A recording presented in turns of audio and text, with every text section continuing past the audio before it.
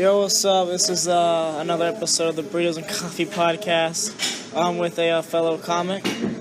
Hey there, what's up, folks? My name is Kenneth Lion. Hi there. We're chilling here at Flappers Open Mic in Burbank. It's a Friday night. The open mic starts at 11:30. It's 11 p.m. right now. It's 2016. I have no problems right now except for waiting for the pepperoni pizza that I ordered here at Flappers. They have a pizza happy hour. Every pizza is $5 here. I don't know what else. They also do a pizza spot. If you're funny enough, you get a free pizza, and you get to choose whenever you want to go up the following week of the open mic. And I've never won one of those. I'm still trying to win that. I'm pretty sure Leonardo DiCaprio won't win one either. Thanks Taylor for doing this. It's pretty raw. I'm pretty impressed, doing this thing. Yeah. Cool. Alright, yeah, cool. So I had when I first saw Gabriel Iglesias on TV, that's when I knew I wanted to become a comic. So what was the thing that made you want to become a comic? I was a big fan of Bernie Mac in high school. Like, I was watched the original Kings of Comedy movie, which was the shit. Then one night my mom was watching this show on Spanish television. Well, it's not Spanish, it's more like Hispanic people. And the show was talking about people and their astrological signs and stuff. And me and my mom had the same sign, were cancers. And this lady was talking about what professions those people should do. And then the three of them were either being a chef, a doctor, or a comedian. And my mom said that I would be good because, I wasn't too into stand-up. I wasn't doing any of that shit. So to me, it was just like, all I was thinking was pretty much trying to get laid. Really, man, that was all I was thinking about. Because it was high school, I didn't get good grades. I wasn't in any like sports or any of that shit. All I wanted to do was graduate. I didn't want to flunk. I didn't want to go to adult school or any of that stuff. So I made sure I was just like at least getting a D average. Not that I was hoping for a D, but sometimes I wasn't thinking about shit. It was like I was thinking about growing up and getting laid even more with older chicks. I was 17, so I was trying to get with the cougars and shit. Yeah. Because of your sign, do you believe like in destiny or fate, or do you just kind of? Well, if you are in the right place at the right time, because if you want to be a comedian and you're not at a comedy club or an open mic, you're not doing it right. But if you're a musician and you're at an open mic of music, or you're at a studio, you're doing it. You're working towards it. So it's all about being at the right place at the right time. Because you can't be here late at night when it's closed. That's the wrong time to be at Flappers. There's nobody here. You're not gonna get an audience. But that would be considered alternative comedy nowadays. That would be really. So, you got to be at the right place at the right time, and then things will happen. Either you'll find out where you need to be, or where you're at, and who you need to talk to, who not to. Yeah. Who's the oldest woman you ever had sex with? The what? The oldest 57. Woman. 57? Yeah. It's pretty gnarly. It was cool because I've been through incest. I was like, fucking around with my brother, sucking each other's dicks and shit. Putting each other's dicks in each other's asses and shit. But I'm not too fond about that kind of stuff. But I am pretty fond about fucking a woman, who is literally fucking with me. She's been here on Earth. I've reached the point where I can handle myself. There's an age and a place. There's a time and a place for everything. When you're at the right age, at the right place, you could enjoy that kind of fun. But sometimes people don't. There are no rules. You know, I'm not gonna say it doesn't happen because it does happen. You know, there's fucking the director of Law and Order SVU pled guilty to having child pornography, and that dude is super rich, and it's like, what the fuck is going on with the world? You know, he's paying his lawyer, you know, to stay out here in freedom. When what the fuck? That should just, you should be 100% accountable of your actions. But you know, this is a topsy-turvy world. When it comes down to like child pornography and then people who want to have sex with children, do you feel I feel there should be a better way we should handle this than just throwing them in prison? Because you and me, like, we're comics, and if we have a problem, we can go to another comic or we go on stage and we just let it out. But no person who has those kind of feelings or emotions or, you know, triggers, they can't go anywhere. They have no friends to go to. So do you think there should be just a way to handle that better, or just kind of how we're doing it now? Yeah, we shouldn't think so small, you know. We're out here, human beings. We think of ourselves as Californians, and then when you look outside of that bubble, we look at each other as Americans, and then people look at each other as like with this race or like language, and really there is no barrier. You have the right to travel and see other things, and it's like anybody else, but what's holding you back is money, and that's what's going on in the world. It's like there's a lot of frustration going on, and it's building up in all areas, in areas where, you know, people aren't even aware of what's going on, for sure, you know. So what I'm saying is that it's all about perception. Like, if you're always worried about or focused on what you don't like, unfortunately that's gonna like keep you at a certain tone, you know. But if you're like able to imagine, and that's where comedy and art comes from, because when you use imagination, that's when you get your good shit, you know. You're able to look at it differently and then bring something that's from one side and then the other side and bring them together and make a joke, you know, that people can recognize that there is some sort of like there's lyricism in there, you know, like, and when you're able to like do that, your brain and your chemicals too, they change, and then that changes your feelings, you know, that changes your emotions. And emotions are powerful because they make you do actions, and that's sometimes your actions aren't the right action, you know. Actions are actions, whether they may be good or bad, you know. So we should all like think like towards helping each other, because when you help each other, you're helping towards something good, something where people don't have to like resort to crime or resort to hurting each other or do shit, you know, like, because if we helped each other, there would be no cost to traveling would just be traveling, you know? Right. You would just be able to travel. Some people do that, they're like gypsies. They don't, just because they charge you to go hop on the train or hop on the plane doesn't mean you know you can't get there. Some people just do it. What's up, Red Banta? We're on the podcast right now, Flappers. Oh, you guys are doing right now? Yeah. Red Banta. What's up? Check out his website. What is it, Red Banta? RedBantaComedy.com. RedBantaComedy.com, and his t-shirts is on that website too, right? WeAreBanta.com. WeAreBanta.com. Venture Trucks for Life. I'm an indie guy, right? They were on sale. Hey, what's up, man? Yo.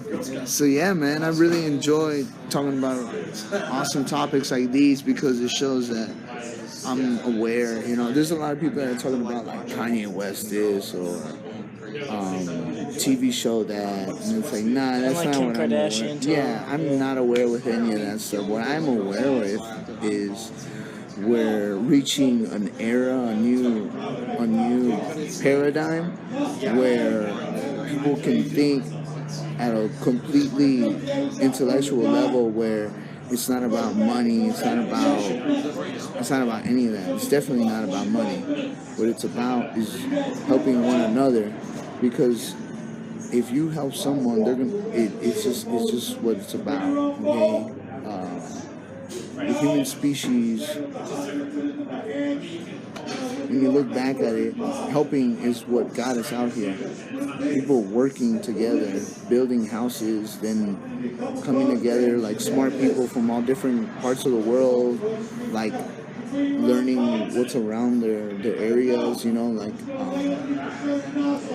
people in Asia were very aware, you know, they were like, they were communists, so for sure they were like making sure that every fucking people, every Chinese kid was in school. Like, if you were a Chinese kid in China, you know, you go to school more than you play.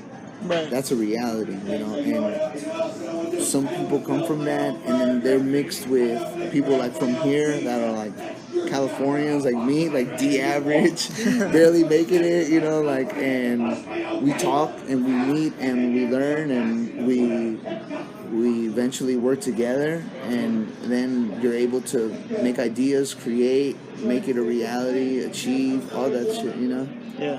Sick.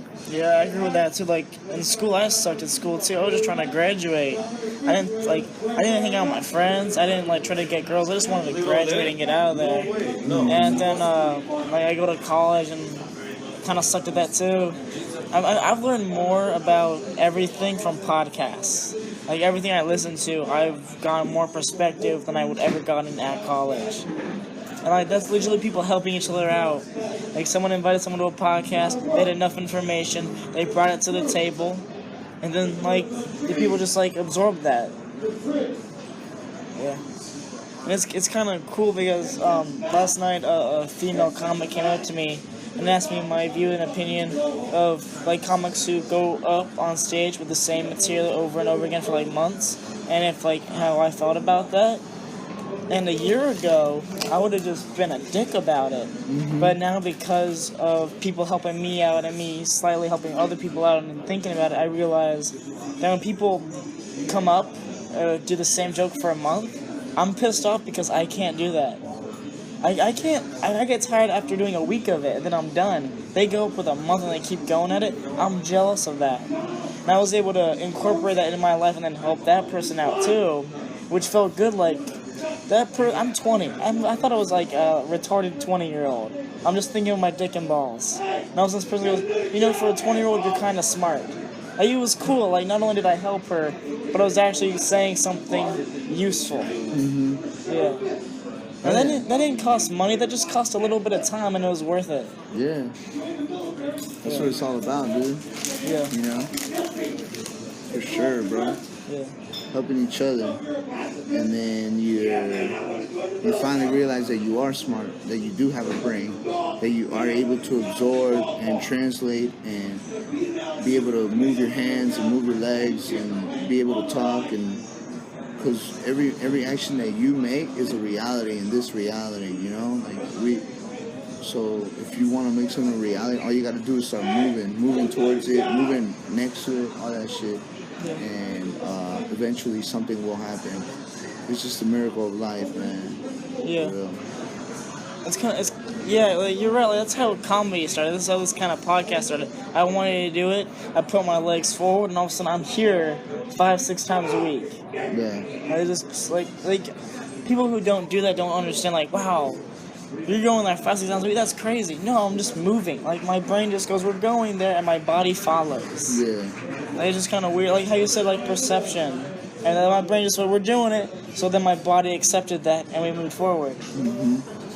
It's kind of like I read the Stephen King like short story, mm-hmm. and this guy was looking for his wife, and it turns out they were in purgatory, and his wife goes, perception and expectation. So like you perceive something, which means then you expect it to happen, and like that just blew my mind, because that works for everything and nothing, which there's something so zen and like chill about that.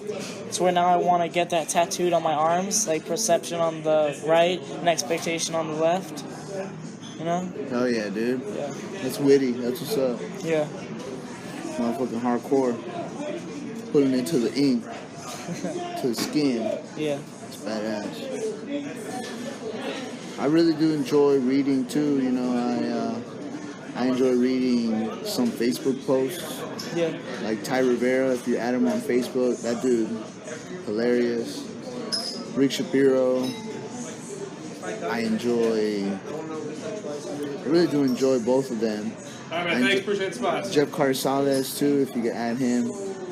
That dude is crazy. He does material about,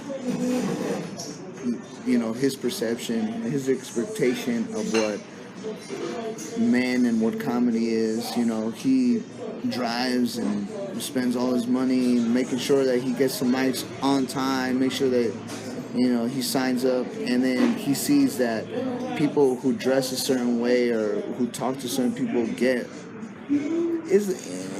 and at the same time, it's like audiences, you only see them for one night. It's like a one-night stand, you know. You can't be too... there's like a balance of seriousness and passion, you know, because you could be too passionate that it's harmful to yourself, because it's only in one night. It's only like audiences in one day, you know. You never know when you're gonna be able to. Tomorrow, you never know. Like somebody might be able to book you. That's how you got, you know. That'd be hope for the best, and you never know what next month might bring, you know. So you just gotta keep fighting, keep doing it, because otherwise you're just stuck in one moment, and that's when you're stuck in one moment, that's when it sucks. You gotta keep moving forward to the next one, for sure, dude. But Jeff is hilarious, dude. That dude is like talking mad shit and like real good shit, man. I really do enjoy him talking about the white privilege and all that stuff. I never understood what any of that was, but he finally uses some of his intel, his intelligence that he's acquired through the military, because he's a Marine, and he executes it like a motherfucking hilarious ass genius. Motherfucking was like hashtag East of the 101. That means like all the hipsters and all that shit, because that's the only area that they live.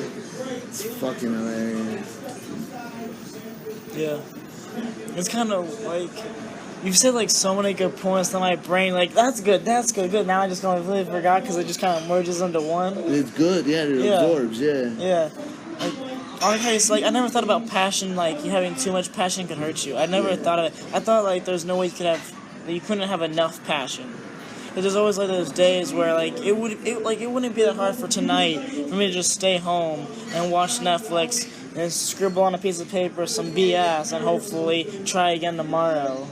Yeah, no, you have to go out there and fail. It's failing. Failing is part of it, 100% part of it, because it's literally like, you know, if you're gonna do it, like, you have to understand, it takes like hours, 2 hours to be able to do it. Right. You know? Once you're able to do 2 hours and shit, you can go out there. There are jobs out there for comedy, you know. Like, this business is open because of comedy. So, like, if you're really aware, you gotta like push through the 5 minutes. Fuck it, push through all the way.